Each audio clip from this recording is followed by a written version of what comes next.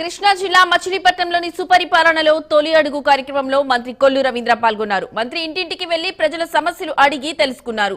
ఇంటింటి పర్యటనలో ప్రజలు బ్రహ్మరథం పడుతున్నారని మంత్రి అన్నారు.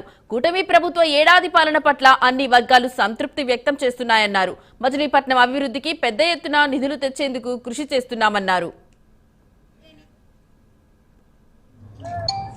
తొలి అడుగు కార్యక్రమానికి రాష్ట్ర వ్యాప్తంగా కూడా ప్రజల నుంచి పెద్ద ఎత్తున స్పందన కనబడుతోంది. మరి దీని మీద ప్రతి ఒక్కరు కూడా ఇంటింటికి వెళ్తూ ఉంటే మరి ప్రభుత్వం చేస్తున్నటువంటి మంచి పనులు, ముఖ్యంగా పెన్షన్లు కానీ, రేషన్ కానీ, గ్యాస్ సిలిండర్లు కానీ, అదేవిధంగా తల్లికి వందనం కింద పిల్లలకి ఇస్తున్నటువంటి డబ్బులు కానీ, ఇవన్నీ కూడా వాళ్ళు చాలా సంతృప్తిని వ్యక్తం చేస్తున్నారు. మరి ఈరోజు మచిలీపట్నంలో 12వ డివిజన్లో మరి ఇక్కడ డివిజన్ పెద్దలందరూ శ్రీరాములు గారు కానీ, వార్డు ప్రెసిడెంట్ గారు కానీ అందరూ కూడా ఈరోజు ఇక్కడ ముందుకెళ్ళటం జరుగుతోంది. మరి అలాగే మౌలిక వస్తువులు కూడా ఇవాళ చాలా వరకు రోడ్లు కానీ, డ్రైన్లు కానీ కొన్ని పెండింగ్ ఉన్నాయి. అవి కూడా నోట్ చేసుకుంటూ వాళ్ళ సమస్యలు తెలుసుకుంటూ ముందుకెళ్ళటం జరుగుతోంది. ప్రతి ఒక్కరు కూడా ప్రతి ఒక్కరి నోట ఇది ఒక మంచి ప్రభుత్వం, ప్రజలు కోరుకున్న విధంగా నడుస్తుందని చెప్పి ప్రతి ఒక్కరు కూడా తెలియజేస్తూ ఉన్నారు.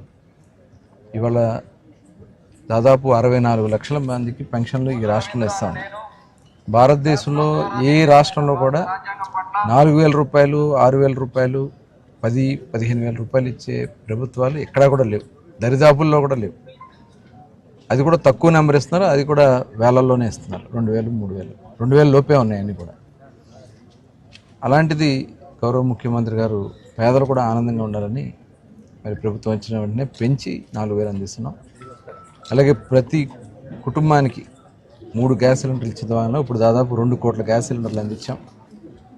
అదేవిధంగా మరి పిల్లలకి తల్లికి వందనం కింద 67 లక్షల మందికి తల్లికి వందనం కింద 15,000 రూపాయలు ప్రతి కుటుంబానికి, ప్రతి కుటుంబంలో ఉన్నటువంటి పిల్లలకు అందిస్తూ ప్రతి ఒక్కరు కూడా చదువుకోవాలి, ఒక నాలెడ్జ్ సెంటర్గా ఆంధ్ర రాష్ట్రం నిలబడాలనేది ముఖ్యమంత్రి గారి యొక్క ఆలోచన. అలాగే లోకేష్ గారు కూడా దగ్గరుండి పర్యవేక్షణ చేస్తూ స్కూల్స్లో మౌలిక వస్తువులు ఇవాళ సన్న బియ్యంతో పిల్లలకు భోజనం పెట్టిస్తూ ఉన్నారు. అలాగే మెనూ కూడా గత మెనూ కంటే కూడా భిన్నంగా ఇవాళ మెనూ అందిస్తున్నారు. ఇవాళ పిల్లలే చెప్తా ఉన్నారు, గతంలో భోజనం చేయాలంటే అది తింటే కడుపు నొప్పి అలా వచ్చేది. అలాగే చాలామంది మేము ఇళ్ళకి వెళ్ళిపోవడం, కానీ ఇప్పుడు స్కూల్స్లోనే భోజనం చేస్తామని చెప్పి వాళ్ళు చెప్తా ఉన్నారంటే ఈ ప్రభుత్వం యొక్క పనితీరు యొక్క నిదర్శనం.